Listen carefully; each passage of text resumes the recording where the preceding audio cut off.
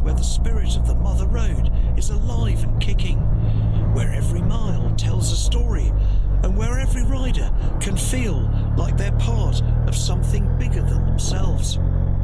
It's got a fair claim to being the heart and soul of the old girl.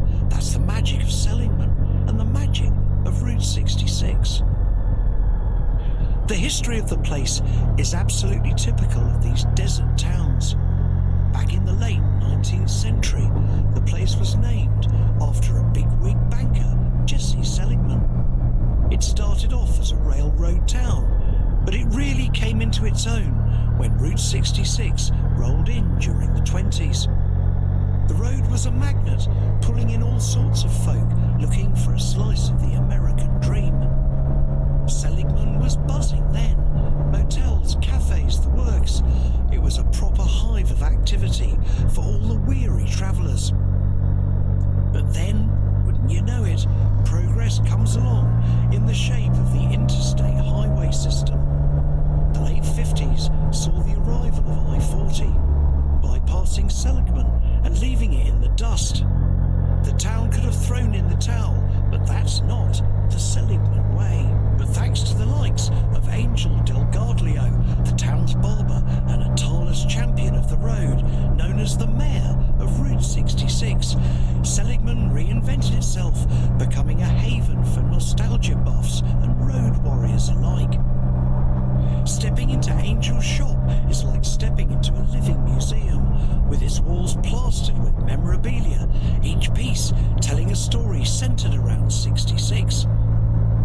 Strolling down the main street of Seligman today is like a trip back to the 50s and 60s. It's chock-a-block with diners and shops that have kept their mid-century charm. You've got places like the Snowcap Drive-In, a proper eccentric eatery, and the Rusty Bolt, crammed with all sorts of memorabilia. But Seligman is not just about the sights, it's about feeling that spirit of the open road. Perched up on the Colorado Plateau, it's got this high desert climate, blistering hot in the summer and then proper chilly in the winter. And the views, blimey, wide open plains, mountains off in the distance. It's the stuff of road trip dreams. What really gets me about Seligman, though, is how it's held on to its slice of Americana. This isn't just any old tourist trap, it's a living tribute to the magic of Route 66 and the great American road trip. Seligman might just be a speck on the Arizona map, but it's a giant when it comes to keeping the legend of Route 66 alive. It's more than a town, it's a guardian of American history, a beacon for those of us who yearn for the romance of the open road and the tales it has to tell. There's something about pausing for a vape in a place like Seligman. It slows time down a bit and lets you savour the moment. The sun hanging low, casting long shadows, painting the town in the warm golden hues of the late afternoon. The gentle hum of a classic car cruising down the main street, distant laughter from one of the diners. It all just comes together to form a slice of tranquility, a moment to connect with the heart and soul of Route 66. That's the beauty of the road, isn't it? It's not just about where you're going, it's about these little moments, these pauses where you can just breathe in the vape juice along with the world around you. Riding through the desert, especially on Route 66, isn't just about the thrill of the Harley, it's about more than that. It's a chance to contemplate the rest of your life. The desert gives you this unique space to think, and if you're not finding that time, you've got to make it.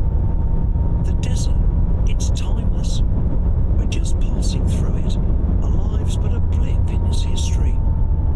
But that rock, that sand, they'll still be there long after we're gone, and our kids and our kids' kids. Embracing the eternity of the desert, its harshness is important.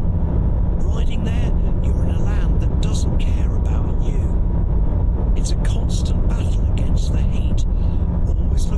for the next petrol station. But that's the beauty of it. It's a tough environment, no doubt about it. Yet, that's exactly what pushes you to think differently, to think outside the box. It's not your usual beach holiday where you switch off. It's the kind of place that forces you to engage, to reflect more deeply than you might otherwise. Riding through the desert, particularly on a bike, is a mental and emotional exploration. It's challenging and enriching all at once. After Seligman, turn off Interstate 40 and follow old Route 66 on a big, looping detour up to Peach Springs. This part of the old road is classic. Flat, arrow straight, filled with tar. Almost like that Eagles album cover. There's a slender ribbon of tarmac stretching into the horizon, patched up over the years where the desert heat has cracked it. It's a biker's dream, cutting through that wide open desert. Peach Springs is the administrative headquarters of the Hualapai Nation and is named for the peach trees found near springs in the area by the early settlers. It once thrived as a stopover town for travellers, offering essential services like gas stations, restaurants and motels. Of course, when the interstate came, the town experienced a decline, mirroring the fate of many Route 66 communities. Despite this, Peach Springs has managed to retain its charm and historical significance. It remains a crucial centre for the Hualapai people, a tribe known for their deep cultural heritage and connection to the Grand Canyon.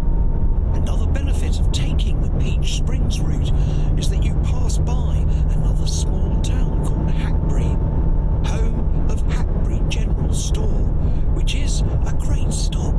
There are icons of culture all the way along Route 66, and the Hackberry General Store, right smack in the guts of Hackberry, Arizona, is a case in point. It ain't just any old shop. It's a bleeding icon of Route 66 culture, a true embodiment of that American road spirit, morphed from a simple trading post to a bona fide symbol of the Mother Road's eternal appeal. Back in its heyday, the Hackberry General Store was the beating heart of the mining community in Hackberry. It was where miners and their families got their essentials and had a chinwag. But its role changed with the arrival of Route 66. Parked along this fabled route, the store became a must-stop for any Tom, Dick or Harry looking to sample the quintessential American road trip. What makes the Hackberry General Store a real gem is how it's clung to the spirit of a time long gone. After Route 66 took a backseat to the new interstate highways, a lot of places along the old road just faded into the sunset. But not this store, no sir. It's reinvented itself into a nostalgia-packed haven for Route 66 diehards. Stroll in today and you're stepping back in time. Vintage cars, old-school gas pumps, and a treasure trove of memorabilia. It's like a time machine back to the golden age of American road roving. For petrol historians like myself, the Hackberry General Store has become a sort of mecca, a place to soak up the history and romance of Route 66. It's a symbol of resilience, a nod to nostalgia, and a reminder of a road that once stitched together the diverse tapestry of the states. This isn't just a spot to grab a souvenir, it's a portal to the past, offering a sneak peek into life along one of the most storied highways on the planet. And its survival and popularity are a testament to the enduring allure of the open road and Route 66's indelible mark on the American psyche. Sure, it's been commercialised, spruced up over the years, but just drink it in, man. A lovely guy called Towson originally owned it, and the time I met Towson, he let me shoot his pistol out back. He carried it for the rattlesnakes, he said. They're everywhere. So he offered to take me out back for some target practice. I spent a morning with him, pinging bullets deposits and metal plates, feeling like I'd stepped into an episode of Miami Vice or something. Now, some people at this point might be asking, well, Henry, this all sounds so great, so remind me, really, what was the point in going through boring old Springfield and towns like that? And as I said before, that's a good question. The answer is that I think Route 66 isn't just about enjoying yourself the whole time. Of course, you want to have a good time, it's a holiday, and you do, because it's a really exciting and interesting journey, one of the best there is on a bike. I also think that a large part of the journey is self-discovery, and especially that first half is about earning your spurs and immersing yourself in reality. If someone asks you, where have you gone these past 2 weeks? You don't want to respond, I've just gone and ridden Route 66. Well, actually, I just picked the best bits. You want to respond with, yeah, I've just ridden every bloody mile of it. You're earning your credibility and, more importantly, understanding the significance of the trip. You've gone through the rainstorms in eastern Oklahoma and to the Funk's Grove maple syrup place that's always closed. You've paid your dues and now you can kick back, relax and enjoy the ride, just like the old geezer in Chloride Ghost Town.